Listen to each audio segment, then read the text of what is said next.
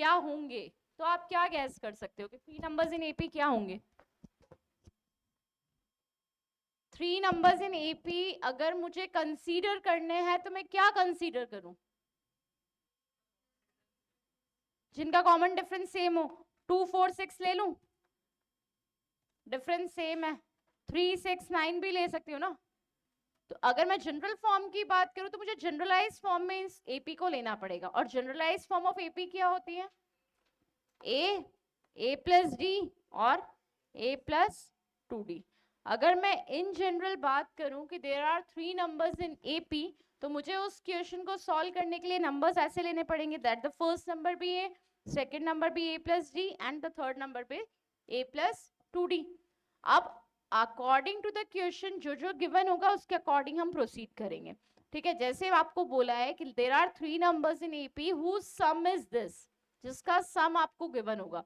सम अगर गिवन है इन 3 नंबर्स का, तो ये 3 नंबर्स अज्यूम कर लिए A plus D and A plus 2d। अब इन तीनों को ऐड करो, A plus D A plus 2d is equal to जो भी गिवन है। सेकेंड कंडीशन दे दी कि there are 3 numbers in AP whose sum is this and whose product is this. Product दे रखा है तो क्या करना पड़ेगा? इन तीनों का प्रोडक्ट निकालना है। प्रोडक्ट निकालना है मतलब a into a plus D into a plus 2d। अब ये भी कुछ वैल्यू आएगी आएगी। अब हमें इसे सिंप्लीफाई करना अपने आप में एक टास्क है। टास्क क्यों है? क्योंकि यहाँ पे ए plus D A plus 2d, इससे मेरे पास आया 3a प्लस 3d की कुछ वैल्यू आ गई।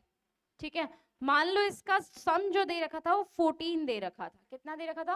14। और इन सब का जो प्रोडक्ट दे रखा था ये दे रखा था मान लो 48। ठीक है, तो जब मैंने ये तीनों नंबर्स कंसीडर किए तो मेरे पास कितना आया? A plus D A plus 2d, इससे मेरे पास आ गया 3a plus 3d is equal to suppose 12। ठीक है, और इन तीनों का प्रोडक्ट मतलब ये लिखा। अब प्रोडक्ट करना है तो कैसे करूंगी? A plus D A plus 2d is equal to 48। ठीक है, अब जब मुझे इसे सिंप्लीफाई करना है तो या तो मैं 3 कॉमन ले लूं, A plus D is equal to 12 लिखूं। ए प्लस डी की वैल्यू आ गई मेरे पास 4, पर इससे भी सिर्फ इसकी वैल्यू आई है ना। ना तो मेरे पास सिंगल ए की वैल्यू आई है, ना मेरे पास सिंगल डी की वैल्यू आई है। आ रही है क्या? नहीं आई है ना। तो ये मेरे पास सिंप्लीफिकेशन पॉइंट ऑफ व्यू से कि a plus D is equal to 4 and A plus D A plus 2d is equal to 48। अब या तो मैं इसको पूरा सॉल्व करूं, a into A square plus A D, फिर then again it is multiplied by a plus 2d, फिर simplification करूं तो एक क्यूबिक इक्वेशन बन जाएगी जिसके फैक्टर्स निकालना उतना आसान तरीका नहीं है। तो जब भी इस तरह के क्वेश्चन आते हैं ड्यूरिंग द एग्जाम, आप लोगों के पास 11th में अप्लाइड मैथ्स नहीं थी, उसमें इस तरह के क्वेश्चन आते हैं। There are 3 numbers in AP whose sum is 12 and whose product is 48। तो उसे करने का तरीका क्या होता है? उसके लिए हम क्या करते हैं, जब भी 3 नंबर्स इन एपी की हम बात करते हैं तो 3 नंबर्स इन एपी हम A plus D A plus 2d नहीं लेते। In spite of taking these numbers we will take the numbers like this, a minus D a and a plus G. ये तो जनरल फॉर्म ऑफ एपी है ही है, ये तो general form of AP है ही। क्या ये एपी है या नहीं है? सबसे पहले तो 3 नंबर्स इन एपी की बात करें तो एपी होना चाहिए। क्या ये एपी है? इसका इससे डिफरेंस कितना हुआ? a प्लस डी माइनस ए से कैंसिल हो गया, डिफरेंस इज डी। इसका दिस माइनस दिस करो, a माइनस डी, तो a माइनस ए कैंसिल हो गया और माइनस माइनस अगेन क्या आ गया? d। दोनों में डिफरेंस कितना है? d का। तो this is again an AP. हम इन जनरल जब लिखते हैं 4 6 8 10, ठीक है, तो इसके आगे वाले नंबर की तो हम बात करते हैं, तो क्या होगी इसके आगे वाला नंबर? 4 6 8 10 12। लेकिन क्या मैं इसके पहले वाला नंबर नहीं निकाल सकती हूँ? निकाल सकते हैं। What will be the number? It is 2। मतलब अगर ये a है, ये a प्लस डी है, तो यहाँ पे a माइनस डी होगा। तो 3 नंबर्स इन एपी अब मैं लूंगी ये वाले। अगेन उसी क्वेश्चन पे आ रही हूँ जो हम उस तरह से सॉल्व कर रहे थे। ठीक है, there are 3 numbers in AP whose sum is what? 12 and whose product is 48। Simplify करने की कोशिश करते हैं। a minus d plus a plus D is equal to 12। ठीक है, दूसरा d से d कैंसिल हो रहा है, मैंने ये नंबर ऐसे लिए हैं तो डी से डी कैंसिल हो रहा है, a प्लस ए कितना हो गया 3a is equal to 12, a is equal to 4। ठीक है, सेकेंड कंडीशन लगाओ, प्रोडक्ट दे रखा है, प्रोडक्ट करो इन तीनों का, a minus d into a into a plus d, this is equal to 48, this is equal to 48, a minus d into a plus d, a plus b a minus b आता है a square minus b square, ये a तो as it is रखा, इन दोनों को into किया कितना आया ए स्क्वायर माइनस, लिख सकते हैं a की वैल्यू निकल गई डायरेक्ट, कितनी आई थी 4, 4 यहाँ सब्स्टिट्यूट कर रही हूँ, 4, 4 का square 16 minus d square is equal to 48, 4 से डिवाइड किया 16 minus d square is equal to 48 by 4, कितना आया 12, 12 इधर आया, 16 minus 12 is equal to d square, d square कितना आ गया, डी कितना आया, d is not equal to 2, 1, d is equal to plus minus 2, जब भी d square is equal to 4 आता है तो हमें लिखना है d की वैल्यू ये होगी, या तो +2 होगा या -2 होगा, एम आई राइट, d स्क्वायर 4 है तो d की वैल्यू क्या होगी, इट मे बी आइदर +2 और it may be either equal to -2। ठीक है, नंबर्स क्या कंसीडर किए थे, a माइनस डी, a और a प्लस डी, d तो ये आया, d की कितनी वैल्यूज आई 2, a कितना आया था, a अभी निकाला था 4, a इज इक्वल टू 4, बीच में तो लिख दिया a को, बीच में तो लिख दिया a को, d की वैल्यू लेके चले -2, d की वैल्यू लेके चले -2, तो 4 माइनस का 2, 6, 4 -2, 2, दूसरी बार d की वैल्यू लेके चले 2, दूसरी बार d की वैल्यू क्या लेके चले 2, जब 2 लिया तो यहां तो लिखा 4, 4 माइनस 2 इज 2 और 4 प्लस 2 इज 6, तो ये दोनों पॉसिबल आंसर हैं। There are 3 numbers in AP, AP दिख रही है 2 4 6, there are 3 numbers in AP whose sum is 12, कितना है इसका सम, इसका सम कितना है, तो 2 आंसर्स पॉसिबल है, और इन तीनों का प्रोडक्ट देखो कितना आ रहा है, 6 4 24, 2 48, 2 4 8, 8 6 48, हो गई कंडीशन सेटिस्फाई, तो करेक्ट आंसर क्या है, आइदर 2 4 6 या फिर 6 4 2, और हमने नंबर्स ये क्यों लिए हैं ये किसको समझ में आया,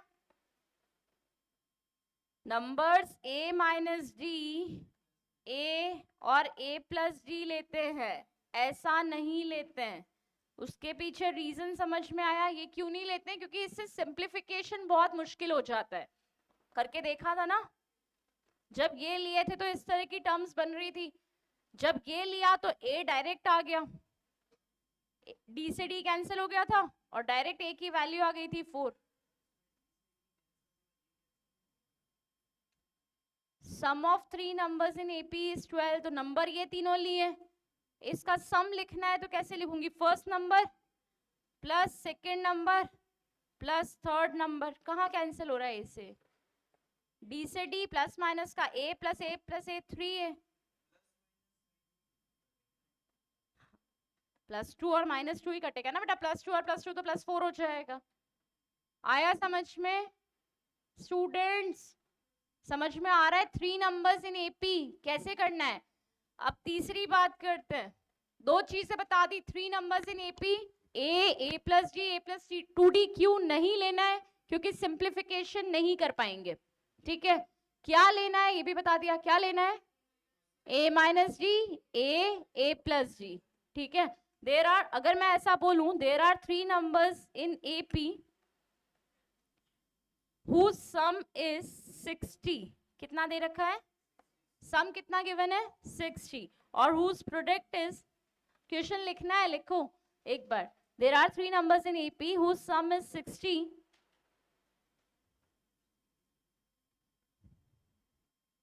and whose product is 6000, find the numbers,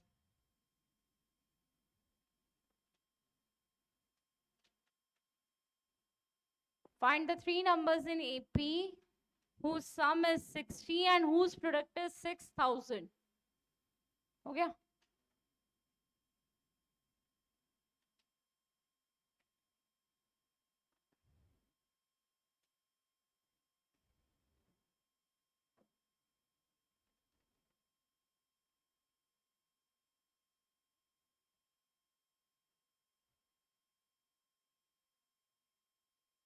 आ गया बेटा आंसर? कितना आया?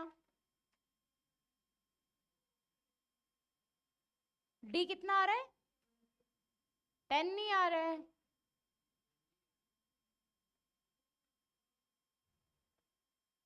ए कितना आ रहा है? A20 आ रहा है। A20, अच्छा यही बोला था, प्लस माइनस 10 दोनों पॉसिबिलिटी होगी। आया क्या समझ में? Let the three numbers are A minus D, A plus d, तीनों का सम कितना लिखना है? जैसे ही सम किया D से D कैंसिल हो गया, D से D cancel, 3A is equal to 60, A की वैल्यू आ गई 20, ठीक है। फिर इन तीनों का प्रोडक्ट किया तो A square minus D square आएगा ही, इंटू A भी आएगा और ये होगा 6000। A की वैल्यू यहाँ रखो 20, 20 से डिवाइड किया इट बिकम्स 300। A स्क्वायर कितना हो गया? 400 माइनस D स्क्वायर, तो D स्क्वायर की value I 100, D is equal two plus minus 10। जब D को प्लस 10 लिया तो नंबर्स क्या है? 10 20 30। जब D की वैल्यू 10 ली तो कितना आया? A माइनस डी, A और A प्लस डी, ठीक है। और जब D को माइनस 10 लिखोगे तो कितना आएगा? 30 20 10। इन तीनों का सम कितना है? तीनों का सम कितना है? प्रोडक्ट कितना है? 6000।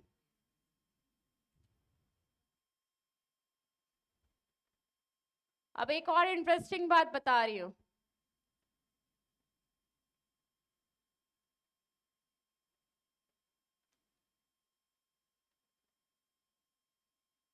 हो गया क्या? क्वेश्चन सॉल्व हो गया। मैथमेटिकली इस क्वेश्चन को कैसे सॉल्व करना है क्लियर आ गया? क्लियर है? थ्री नंबर्स इन एपी क्या लिए जाते हैं, एटलीस्ट आपको इतना पता होना चाहिए। क्या लिए जाते हैं three numbers in AP? A minus D, A और ए प्लस डी। क्यों लेते हैं ऐसा? कैलकुलेशन की सिंप्लीफिकेशन के लिए, क्योंकि ये भी एपी है। स्टूडेंट्स क्वेश्चन सॉल्व हो गया, आंसर आया 10 20 30। आगे बढ़ूं? अब कुछ और इंटरेस्टिंग बात करते हैं। Look over here, there are three numbers in AP, ठीक है। लास्ट क्वेश्चन पे आ रही हूँ, जो लास्ट क्वेश्चन कराया था क्या था? There are three numbers in AP जिसका सम कितना था? 12 और जिसका प्रोडक्ट कितना था? 48। आंसर कितना आया था इसका? ये आंसर कैलकुलेट किया था ना अभी इसी मेथड से। ये क्वेश्चन है, there are three numbers in AP whose sum is 12 and whose product is 48। मुझे मैथ्स नहीं आती है, मुझे नहीं पता है थ्री नंबर्स इन एपी ये लिए जाते हैं, ये भी नहीं आता है मुझे ये भी नहीं पता कि थ्री नंबर्स इन एपी, हाँ निखिल सुन लो, है ना। मुझे नहीं पता कि थ्री नंबर्स इन एपी क्या लेने होते हैं, ठीक है। मुझे ये नहीं आइडिया है, ठीक है। मान लो गलती से ये याद भी रह गया और जब मैंने प्रोडक्ट के लिए ये लिखा तब मुझे इसका फॉर्मूला नहीं आता है ना, कि this is equal to a square minus d square. Simplification नहीं कर पा रही हूँ मैं, ठीक है। तो लीव दिस मेथड। क्वेश्चन ये गिवन है और इवन जिसको आता है उसको भी ये तरीका यूज नहीं करना है जो मैंने अभी बताया है। करना क्या है, कैसे करना है, वो ये है।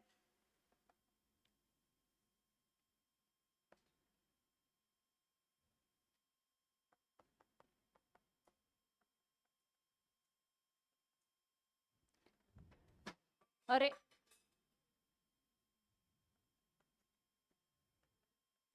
बोर्ड पे देखेंगे, थ्री नंबर्स इन एपी, तो आंसर किस फॉर्म में होंगे? तीन नंबर्स की फॉर्म में होगा, एबीसीडी, है ना। सबसे फर्स्ट ऑप्शन उठाओ, 1 4 6। क्या ये एपी है? Three numbers in AP answer चाहिए तो आंसर हमेशा एपी में होना चाहिए। एपी है तो ये ऑप्शन तो हो ही नहीं सकता, पॉसिबल ही नहीं है। अगला वाला, क्या ये एपी है? 1 4 7 चेक करना आसान है, एपी है या नहीं है? There are 3 numbers in AP, AP है, इन तीनों का सम भी चेक कर सकते हो क्या? 7 + 4 11 + 1 12, इसका सम कितना आ रहा है 12, इसका प्रोडक्ट निकालो 28, जबकि प्रोडक्ट चाहिए था 48, इसका मतलब ये भी नहीं है। 2 4 6 एपी दिख रही है, सम निकालो 12, प्रोडक्ट निकालो 48, इसका सम एपी तो है 3 5 7, लेकिन सम कितना आ रहा है, सम 15, सम 12 नहीं आ रहा है। एक ही ऑप्शन ऐसा होगा जो एपी भी होगी, सम भी सेटिस्फाई करेगा और प्रोडक्ट भी सेटिस्फाई करेगा, तो कोई मैथमेटिकल कैलकुलेशन करने की जरूरत नहीं है। हर क्वेश्चन ऐसे ही करना है हमें हो गए। अगर ऑप्शन से नहीं हुआ जो क्वेश्चन तो होगा ही नहीं, फिर उसका आंसर नन ऑफ दीज ही होगा, ठीक है? फिर तो तुम मैथमेटिकली भी कर लोगे ना तो भी नहीं आएगा। आगे बात समझ में? सबसे पहले 3 terms in AP, A plus D, A plus 2डी क्यों नहीं लिया, ये बात क्लियर है। अगर मैथमेटिकली स्टूडेंट को करना है तो कैसे करेगा, a minus D, A plus D लेकर, बात समझ आ रही है? a माइनस डी, ए और a प्लस डी लेकर। तीसरी बात, हम ये दोनों ही तरीके यूज नहीं करेंगे, हम कैसे करेंगे, बाय ऑप्शंस। सबसे इंपॉर्टेंट चीज, सम पहले मत देखना। कभी ऐसा भी ऑप्शन दे रखा होता है जहां पे सम भी होता है प्रोडक्ट भी होता है, लेकिन वो एपी नहीं होती है। तो सबसे पहले क्या चेक करना है, एपी होनी चाहिए। 3 कंडीशंस चेक करनी है, एक तो सम होना चाहिए, सबसे पहले एपी होनी चाहिए, फिर सम भी सही होना चाहिए और फिर प्रोडक्ट भी सही होना चाहिए। तो आई होप ये सारी मैथ्स की जो कैलकुलेशन हम लोग कर रहे हैं, ये सारा नहीं करके हम डायरेक्ट कैसे करेंगे, with the help of options. Nikhil कौन सा आसान है? चलो अब इसी पैटर्न पे कुछ और बात कर रहे हैं, है ना? देयर आर 3, सुनना है लिखना नहीं है। There are 3 numbers in AP whose sum is particular, कोई नंबर दे दिया, ठीक है, and sum of their squares is this, क्या ये कर लोगे? देयर आर, वापस सुनो, there are 3 numbers in AP whose sum is, कोई नंबर है, and the sum of their squares is this. तो अब की बार क्या चेक करना है, अब इसमें प्रोडक्ट चेक नहीं करना है, मैम ने बोला था प्रोडक्ट ही निकालना है हमेशा, उनके स्क्वायर्स का सम, ठीक है? अगर सपोज सेम क्वेश्चन होता 2 4 6, ऑप्शन होता कि सम तो दे रखा है सपोज 12 और सम ऑफ स्क्वायर जैसे 36 + 16 + 4, तो 56 दे रखा होगा क्वेश्चन में, सम ऑफ देयर स्क्वायर्स इज 56। तो अब अगेन ऑप्शन ले लो, अगेन ऑप्शन ले लो, जैसे 1 4 7 उठाया, ठीक है, 1 4 7 एपी है, इसका सम कितना है, 7 + 4 11 + 1 12, और इसके स्क्वायर्स का सम, 1 का स्क्वायर 1, 4 का स्क्वायर 16, 7 का स्क्वायर 49, 66, जो कि 56 नहीं है। तो जो कंडीशन गिवन है उसके अकॉर्डिंग काम करना है ना? हर बार सम और प्रोडक्ट नहीं होगा। Get it? क्या मेरी बात समझ आई? 3 नंबर्स इन एपी क्या होते हैं, कैसे करना है, किस तरह से करना है? बढ़े क्वेश्चन लिखवाऊं? कुछ कहना है? लिखो।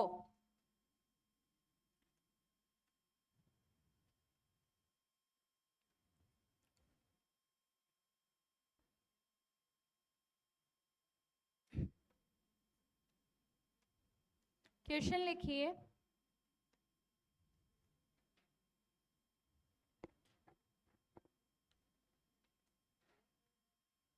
The sum of 3 numbers in AP is 15. The sum of 3 numbers in AP, AP होनी चाहिए, सम दे रखा है 15 और प्रोडक्ट दे रखा है 80। करो तो सही, एक बार ट्राई तो करो, मैथ्स भी याद रहनी चाहिए थोड़ी सी। हाँ मत करना,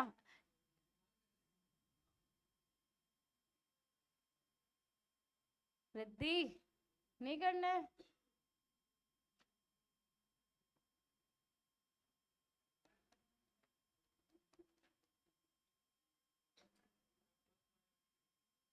आंसर आंसर ए कितना आया? तो आंसर कितना हुआ? आइदर 258 और 852, या तो इंक्रीजिंग ऑर्डर होगा या डिक्रीजिंग ऑर्डर होगा।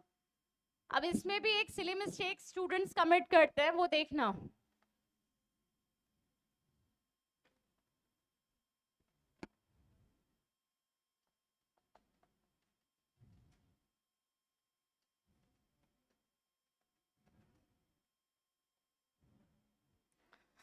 देखो इतना बता देने के बाद भी स्टूडेंट क्या मिस्टेक करते हैं, लुक एट द बोर्ड।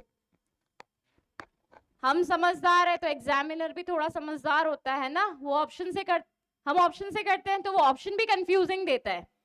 कुछ समझदार बच्चे होते हैं 2 + 8 10, 10 + 5 15, 8 5 40 और 2 80, दोनों सेटिस्फाई हो गए। अगले ऑप्शन पे कौन जाएगा?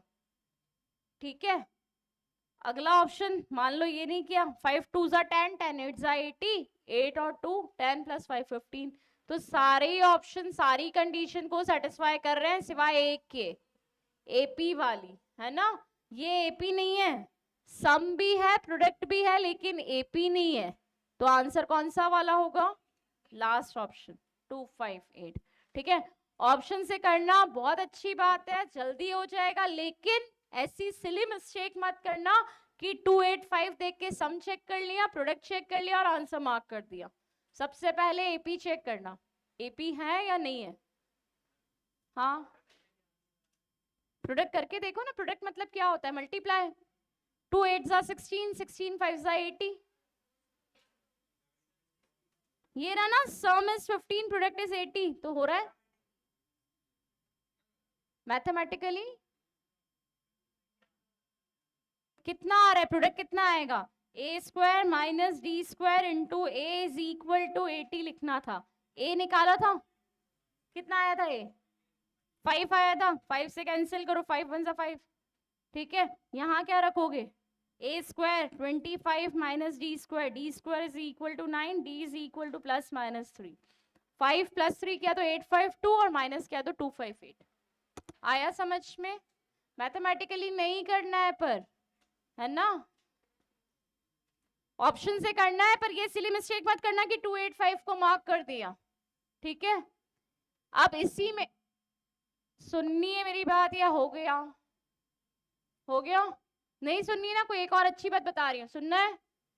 पहला तरीका नहीं यूज करना है, दूसरा तरीका a + d भी नहीं करना है, ऑप्शन से करना है। ऑप्शन से जो मिस्टेक करते हैं वो ऐसा होता है, टेस्ट पेपर्स चेक करते हो तब भी ऐसा करते हैं स्टूडेंट, है ना। 2 पहला ऑप्शन था 1 4 7, 7 और 4 11 और 1 12, तो ये तो हो ही नहीं सकता।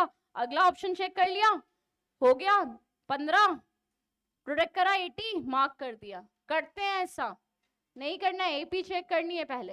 ठीक है, तीसरी गलती जो स्टूडेंट्स कमिट करते हैं वो देखो, इसका आंसर कितना था? 258, है ना। आंसर निकाला 258, फर्स्ट ऑप्शन था 258 825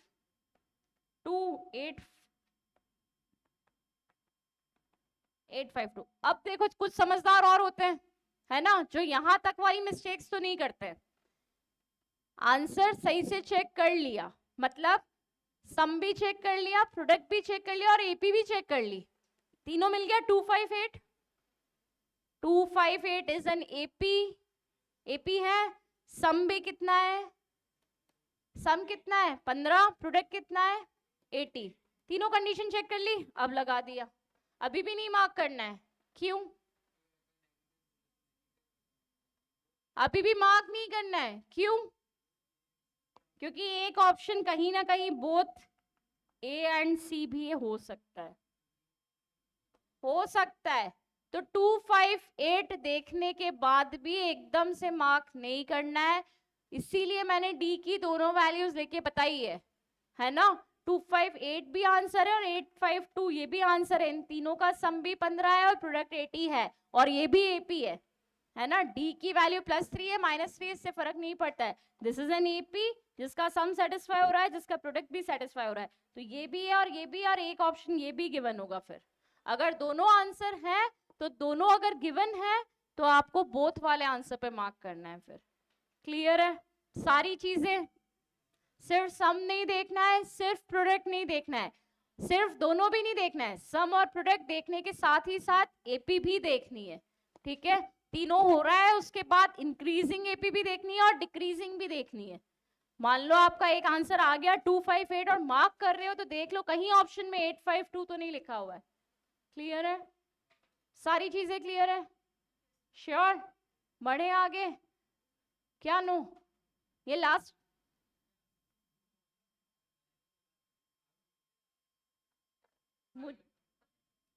okay, write down the question. Find the number of terms. Find the number of terms.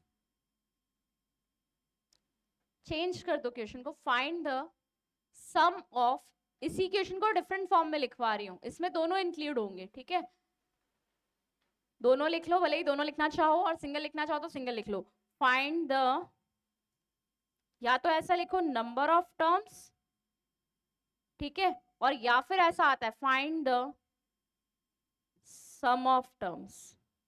ठीक है, दोनों चीजें आती है, find the number of terms या फिर find the sum of terms between, find the number of terms या फिर find the sum of terms between 200 and 400, between 200 and 400 which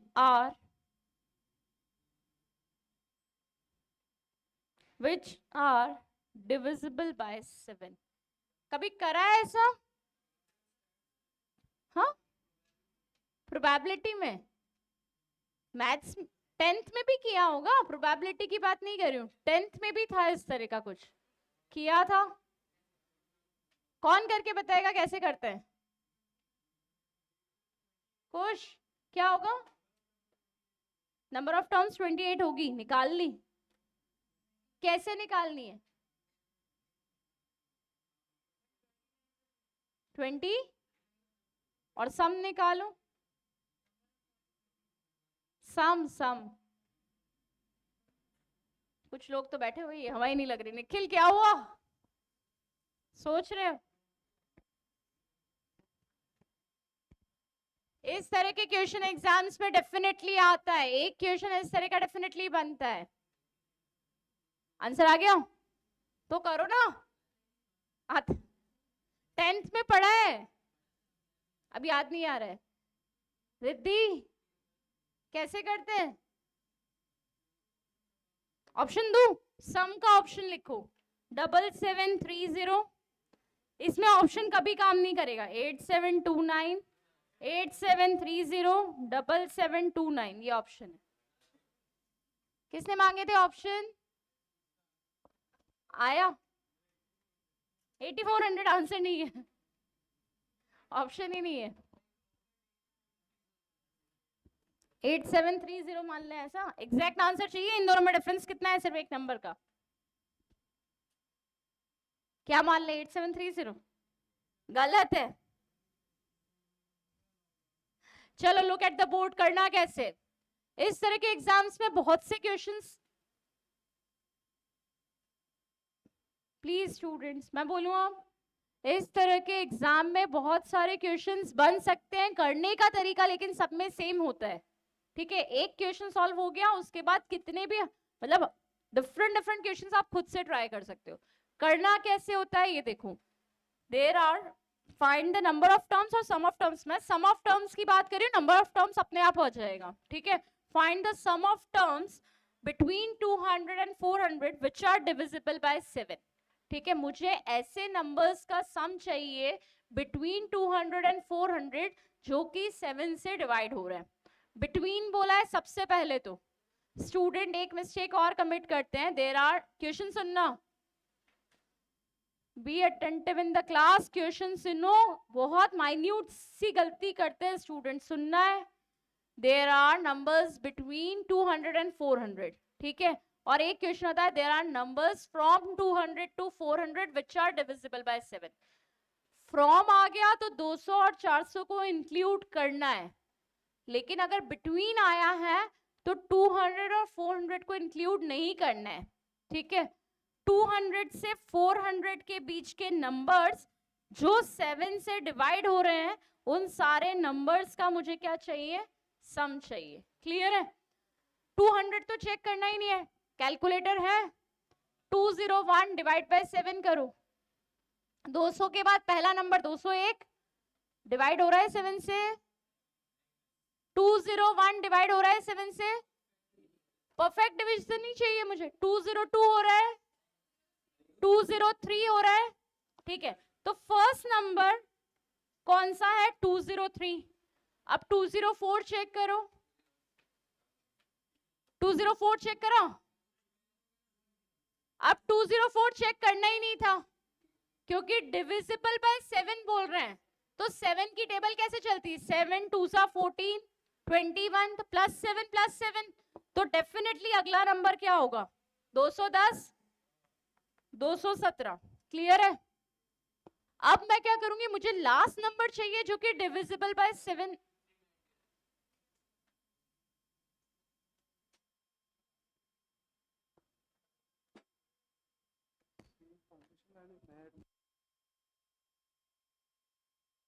between की बात कर रहे थे, तो उसके जस्ट पहले वाला नंबर ले लो, 399।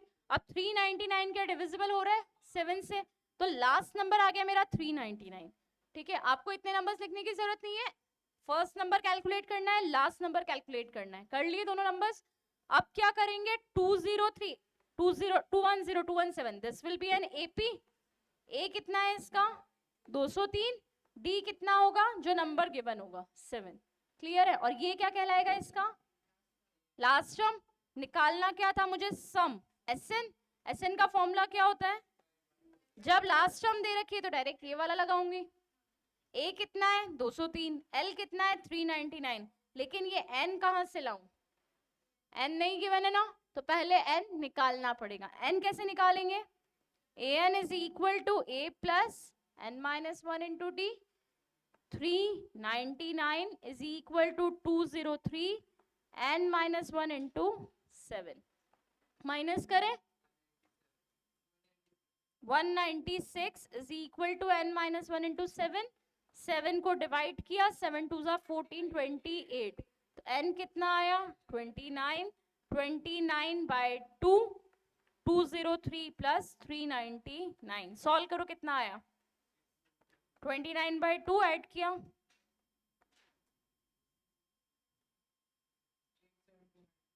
कितना आया 87। This is the answer.